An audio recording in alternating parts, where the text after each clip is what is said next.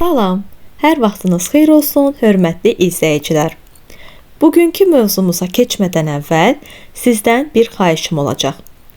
Kanalın ayarlarına baxdığımda görürəm ki, izləyicilərin çoxu abunə olmur və videoları bəyənmir. Sizdən xahiş edirəm ki, videonu əgər bəyənsəz, bəyənməyi və kanala abunə olmağı unutmayasınız. Bugünkü mövzumuz çoxsaylı istəkləri də nəzərə alaraq Beethoven'in simfonik yaradıcılığıdır. Simfoniya ən ciddi və mühüm orkestr musiqisi janrıdır. Bir növ roman və dram əsərinin mürəkkəbliyini, rəngarəngliyini və həyatın mənasını bu janr özündə əks etdirir.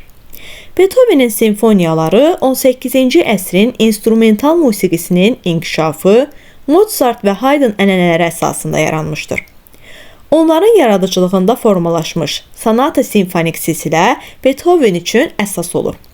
Məhz Beethoven simfoniyalarına olan çox təsirlər nəticəsində onun simfonik yaradıcılığı xüsusi fərqlənir.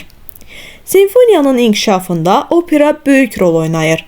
Bu artıq Mozart yaradıcılığında özünü göstərirdi. Lakin Beethoven yaradıcılığında simfoniya sırf dramatik instrumental janrdan böhrələnir. Öz sələflərinin yaradıcılığını davam etdirərək Beethoven dahiyanə faciə və dram simfonik instrumental musiqisini yaradır.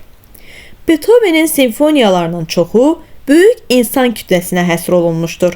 Məsələn, 3-cü qəhrəmanlıq simfoniyasının allegrosu Jupiter simfoniyasının allegrosundan 2 dəfə çoxdur. Bu da simfoniyanın sərhəddini genişlənməsində özünü göstərir. 9-cu simfoniyada isə Beethoven'ə qədər bu ölçüdə simfoniya yazan olmamışdır.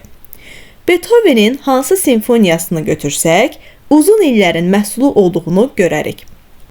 3-cü simfoniya 1 il yarıma, 5-ci simfoniya 1805-1808-ci illər ərzində, 9-cu simfoniyanın üzərində iş demək olar ki 10 il çəkmişdir. Beethoven 9 simfoniya, 11 simfonik uvertüra, konsertlər yazıb. Fortepiano və orkestr üçün 5 konsert, skripka və orkestr üçün 1, fortepiano, skripka, violonçel və orkestr üçün 3 qat konsert yazıb. Simfoniyalarının tonallıqları belədir. 1-ci simfoniya do major, 2-ci re major, 3-cü mi bemol major, 4-cü si bemol major, 5-ci do minor, 6-cı fa major, 7-ci la major, 8-ci fa major və 9-cu re minor. 1-ci simfoniya Berliozun fikrincə gözəl yazılmış musiqi əsəridir. 2-ci re major şən əhval-ruhiyyəlidir. 3-cü mi bemol major qəhrəmanlıq, 4-cü si bemol major bahar və gəncliyi, həyat eşqini, onun daim inkişafını əks etdirir. 5-ci do minor tale mövzusunu, 6-cı pastoral təbiət təsvirini, 7-ci la major ümumiləşmiş rəqs obrazlarını, 8-ci fa major incə kamera musiqisini, 9-cu simfoniyada re minor bədii kamilliyə nail olur. 9 simfoniyadan hər biri sanki bir aləmdir. Bunlarda təkrar olunan parçalar, epizodlar yoxdur. Ənənəvi 4 hissəlidir. Hissələrdən hər biri əsas ideyanın açılışı prosesində mühüm rol oynayır. 4-cü hissə arasında çox aydın vəzifə bölgüsü vardır.